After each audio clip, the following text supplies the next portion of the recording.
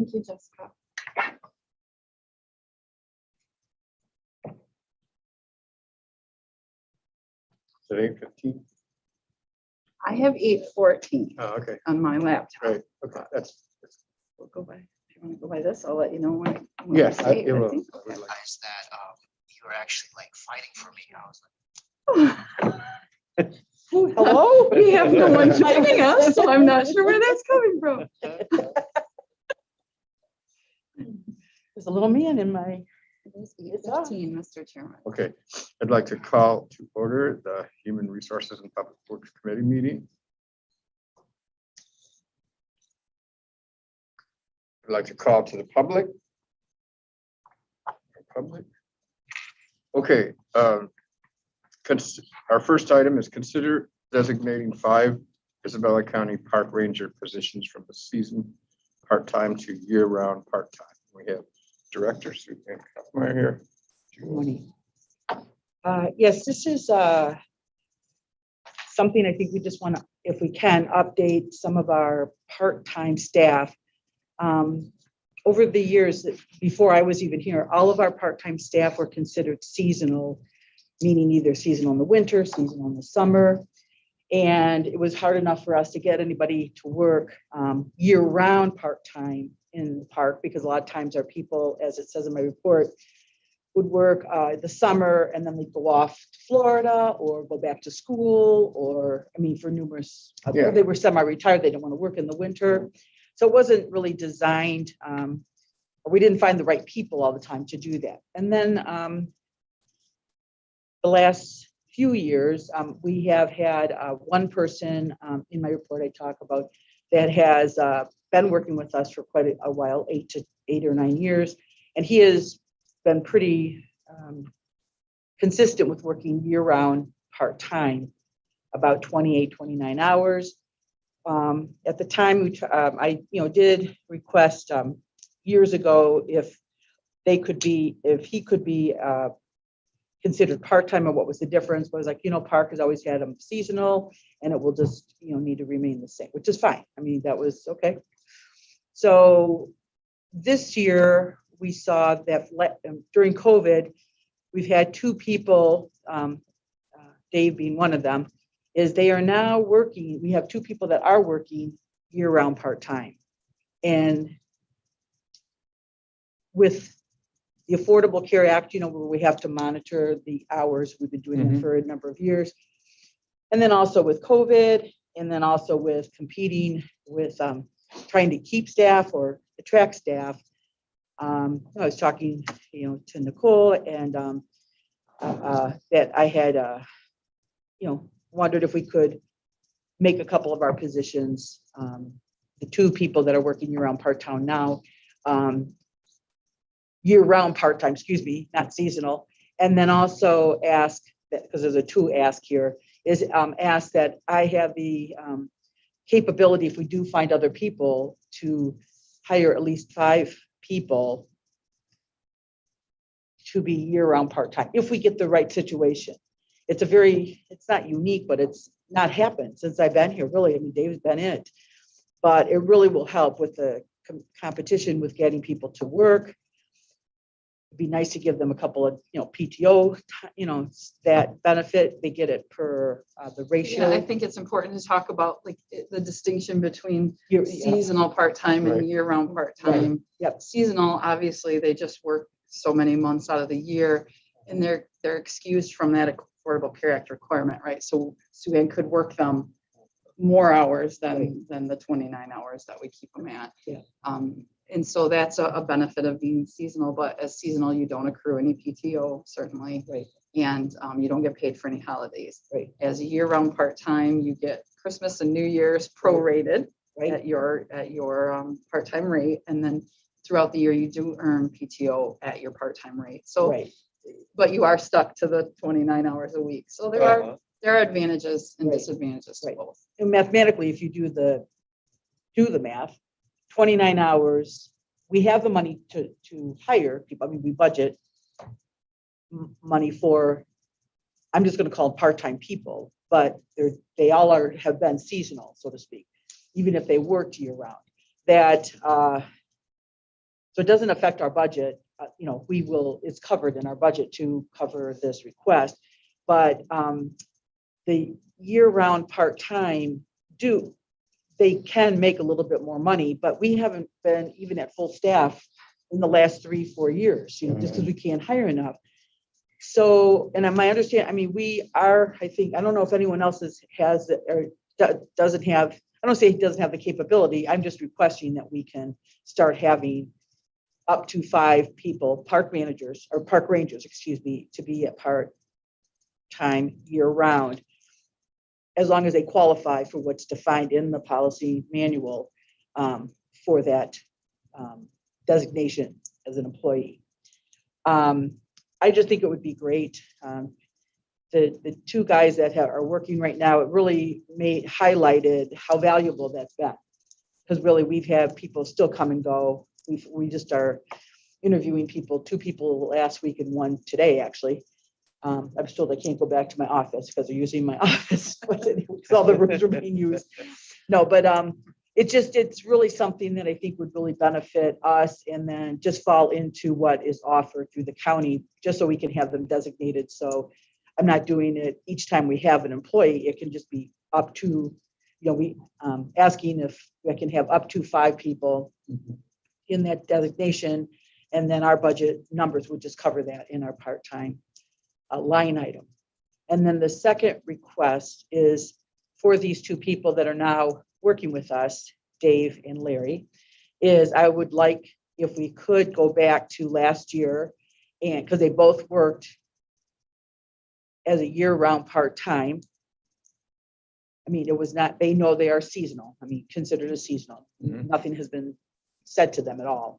But they did fall into that category, and I would like to be able to just go back to last year to pay them and give them have as if they were qualified as a seasonal, and I always forget how to say it, retroactive to paying them, or they can save some of it if they'd like. I mean, for PTO, and then also the holidays, the 2 holidays. So that's in the motion here. There's 2 motions in my report for the park employee seasonal. So the first one is to consider designating up to 5 park rangers in a position from seasonal to part-time year-round. And then the second recommendation is consider seasonal part-time park rangers, the 2 employees, retroactively back to October 1st as year-round part-time rangers.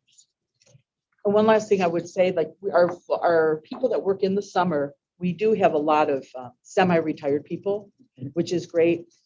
And it does, I mean, they do make a little bit more money if they work year-round part-time at 29. So our hope is that maybe we'll get 1 or 2 more of them, 3 of them, hopefully, to, work with us in that capacity, because we just, really been a tough time, getting employees to work at the parks. We're just in too much competition.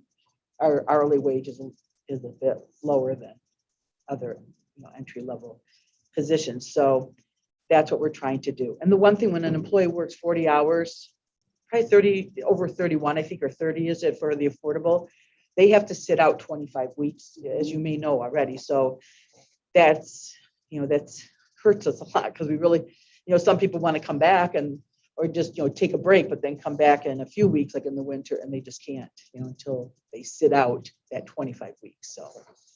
And how this flows into the budget process, we will have going forward a roster of all employees within all departments and with their positions. So it'll be easy to show within the parks. You might have 19 FTEs maybe, but they're made up of a 0.3 FTE and a 0.2 over here. And so we'll have that with the budget document, a list of what makes up all those FTEs. So it'll be clear if you approve this and the board ultimately approves this, that yes, here's 5 of those park ranger positions that are actually year-round part-time, and Emma has it built into the payroll system. Those that are designated year-round part-time earn the PTO, earn the holiday pay. Those that are seasonal don't. And I would say that these two individuals worked as year-round part-time for a longer period of time than Sue Ann is requesting retro for, but we didn't want to go back beyond that year. You know, everything's audited beyond that, everything's put to bed. We just didn't want to go back beyond. We're going back to October 1st of last year, is that right? It's basically last year. In last year's budget, yeah, Fiscal year. Yes, October 2020. 2020, to be fiscal 21 would be the retro. And then what the retro consists of course, are the two holidays that they would have been paid that they actually earned. Yeah. And then the PTO that they would have earned from October 1, 2020 to now. So they don't qualify for medical benefits. No. Correct. No That's why they're part-time. under 30 hours. Correct, yeah. Right. That's a definition too in, Yeah. so they're following that criteria when there are other part-time year-round people. It's just, you know, Parks has been that, oh, you're a seasonal worker. I mean, I think it's just the history of it and then it just, you know, so it's, but this is not uncommon at all. I mean, many people Yeah, have that. We have seasonal workers in the paint shop Oh, you do, where I yeah. work. Yep. Do you have year-round part-time in the paint shop? We don't have year-round part-time. Oh, you don't, But we okay. do have seasonal temporary okay. workers and they can work 40 hours a week, Right, but they're not benefit eligible. right. Yep, that's what we do. And we wanted to make it two motions because we didn't want to tie one to the other. You know, there really are two Uh-huh. separate issues. Sure. We just Right. didn't want to tie bar. That was my question. Why don't you just, but they are two different. Glad you didn't ask for another staff report. I tend to be Commissioner, a little fuzzy lately. Tell me the lesson. Kill two motions with one step. Yeah. Yes. Okay, and I would consider designating 5 Isabel County Park and Rangers positions from seasonal part-time to year-round part-time. And then Support. okay, and then the other motion would be consider approving the position status change from Isabel County Parks Rangers Dave Seeley and Larry McLachlan from the seasonal part-time to year-round part-time, retroactive back to October 1st, 2020. Support, but we're gonna vote on each one separately, right? Yeah. Yeah. Okay, so we'll do number 3. All those in favor of moving item 3 to the work and regular sessions of the county commission next week, I'll signify by saying aye. Aye. Opposed, the same. Motion carries. Item 3 will be forwarded to next week's work and regular sessions of the county commission. Okay. Number 4 has been moved and supported. All those in favor of moving number 4 to the full and regular session of the county commission signify by saying aye. Aye. Opposed, the same. The ayes carry. Item 4 will be forwarded to the work and regular session of the county commission next week. Okay. Our next item is consider approving the temporary right-of-way easement agreement through January 31st, 2023 between William D. Whitehead and Nancy J. Whitehead and Isabella County for access to Meridian Park and authorize the board chair to sign the same. This is a recurring thing, right? Correct. Last March was the first time we ever had such an easement with the Whiteheads. And it discontinued, well, it's ending in March. So in talking with Mr. Whitehead and it's, as you can see, it's connected with the grant and that's, we knew it was going to take longer, but we were going to address this with Mr. Whitehead in my discussion when it was, for renewal, and that is this time. He did ask that we do it through January 31st, so we did have to tweak the contract or the agreement a little bit. I did talk to our legal counsel, Tim Perrone, and he has made those changes for this agreement. And if you look at the map here, if you wanted, when we bought this property in 1979, it's pretty deep in there. It's like probably page 5 or 6. There's a little bump out. As you can see, the property line is straight, but then there's this little bump out, and that is fenced. And in my research of this, here, I think you could have this up there. Yeah, is in my research for this is something that I think when there's no way that well, I believe it was supposed to go with the land, but it wasn't included in the property. I mean, because there's a ravine down below and it goes with the fence line. But then when we're staking it at one point, quite a few years ago, we discovered that this was a piece that's not included. So that's when we just started, we want to, make it right. So this covers that little bump out. And then as we move forward with this acquisition grant, this will go away. As Tim Crone said, Suanna, it will just go away. You don't need to worry about it. That, as we negotiate, the acquisition of the larger parcel in the grant, that we won't have to do this in the future anymore. And if we don't have the acquisition grant completed, the acquisition completed in January, Mr. Whitehead is aware, we'll just look to extend it again. Okay.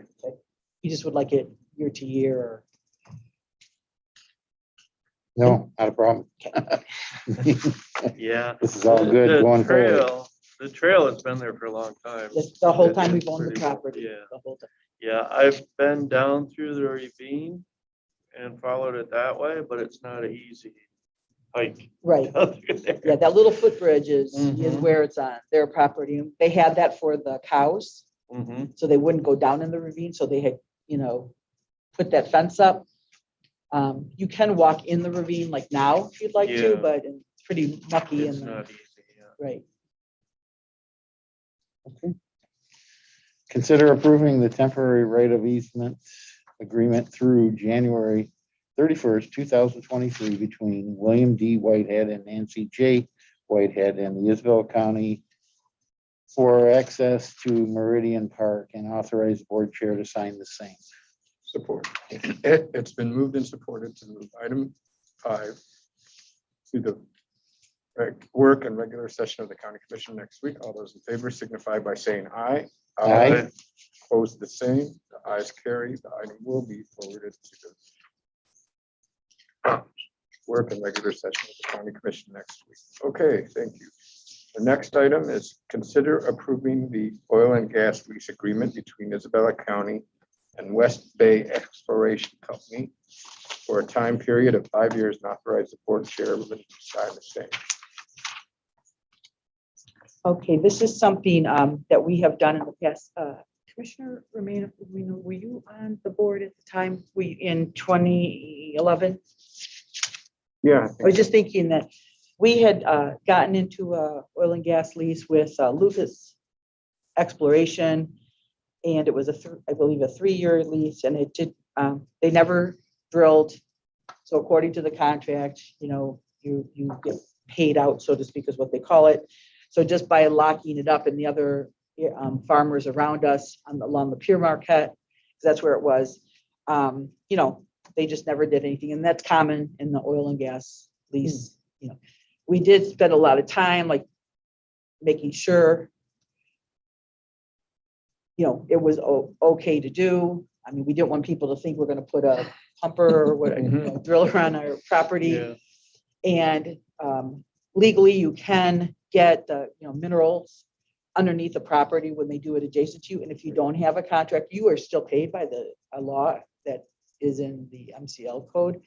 But our attorney at the time, it was not Cole Stoker and Toski, but stated that it's better to have a lease agreement just so things protect the county a little bit more.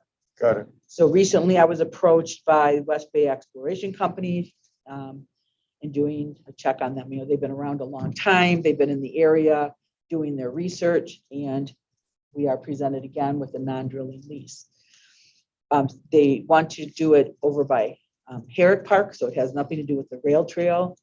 And so it's a little simpler because the rail trail, we have that joint covenant agreement with the Mount Pleasant or Midland Community Foundation. So we had to get their permission, and we don't need to do that.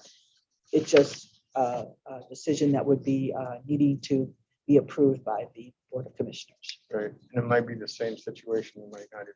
Correct. Oh, correct. And this is a 5-year lease. And then in looking at the lease, we had compared it to what we had paid, we're going to be paid in 2011 and the percent. And it was noted that their percent was a little bit lower. And after asking them why the percent was different, they realized that the state of Michigan has a standard percent. So they agreed, in just asking of that question, that they would give us a higher percent. So Oh, good this question. percent reflects, I know it's good to ask the question, but that percent was then changed to it's now 1/16, yes. And in the agreement at the last sentence states in the new agreement that that reflects, I think, the state of Michigan's percent.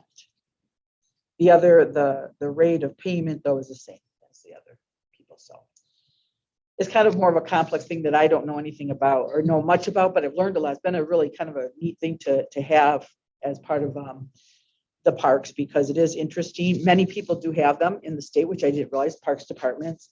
And the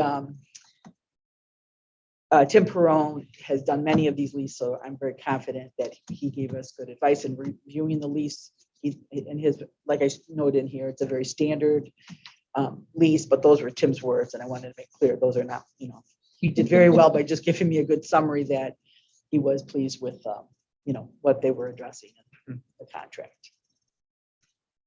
Any questions or comments? So on the map, is it these shaded areas? that Yes. fall under the- Yeah, we have. It's a color, it looks, a little bit better Oh, yeah. color, so yes. And it does note, this is not, but that's just highlighted for where the rail trail is, but it's these areas and the farmers adjacent to, I don't know who's, I think to the west of us is where it's drilling, but I'm not quite sure. So. Yes, they have discovered that we have minerals under that area, so. I think the whole Wise Township, there's a lot of drilling going on around there, so over the years that I've been here. So that is that request. Could get a motion, please, on this item? Sure. Motion to consider approving the oil and gas lease agreement between the Isabel County and West Bay Exploration Company for the time period of 5 years, and authorize board chairperson to sign the same. Support. It's been moved and supported to move item 6 to the work and regular session of the county commission next week. All those in favor signify by saying aye. Aye. Aye. Opposed, the same. Ayes carry. The item will be forwarded to the work and regular session of the county commission next week. Okay, thank you. Any Thank you very comments or questions at this time? Thanks. Thanks, Okay, Joanne. thanks, you guys. Good to Thank see you. you. And I see you.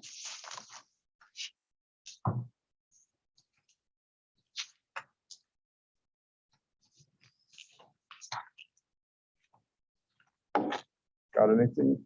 Administrator control? Not at this time, Mr. Chair. Okay. I just have one thing I want to Uh-huh. remind you guys at the MAC Legislative Conference coming up in Lansing, March 21st through the 23rd. It's a Monday through Wednesday. It's quite a few, looks like good breakout sessions. Trial court funding, millage elections, Open Meetings Act, ARP funding. Looks like quite a few good sessions going on. So, I don't know if I'll be able to go or not, but it's hard for me to get 3 weekdays off, but Yeah. I think I'm going down for a day and a night, Are ya? 2 days and a night. I'm gonna try to, yes, Okay. absolutely. But if anybody else wants to go, let us know. mhm. I'm kind of interested. When is? Are you the- getting the emails from Mac about the agenda and Yeah. stuff? Oh, yeah. Oh, Okay, yeah. check that out. Check that And out. when's the early bird thing? And Do you know, Jess, have you been on the registration? I haven't noticed an early bird yeah, there is. pricing, is And there? it's like quite a bit less than. Oh, well, we'd want to. Yeah. Yeah, if there's an early. Looks like maybe I have Jessica's gone there looking. before and driven every day. Yep, that's certainly an option. I know the governor's supposed to be there as a keynote on one Yeah, of the days on too. Wednesday, I believe, yeah. Yep. So March first. March 1st is an early bird. After March first will be a late registration. Gotcha. Thank you. Thanks, Jessica.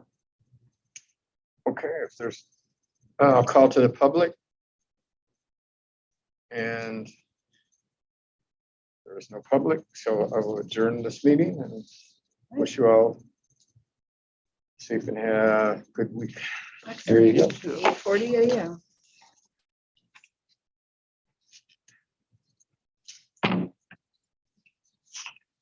Now we can relax.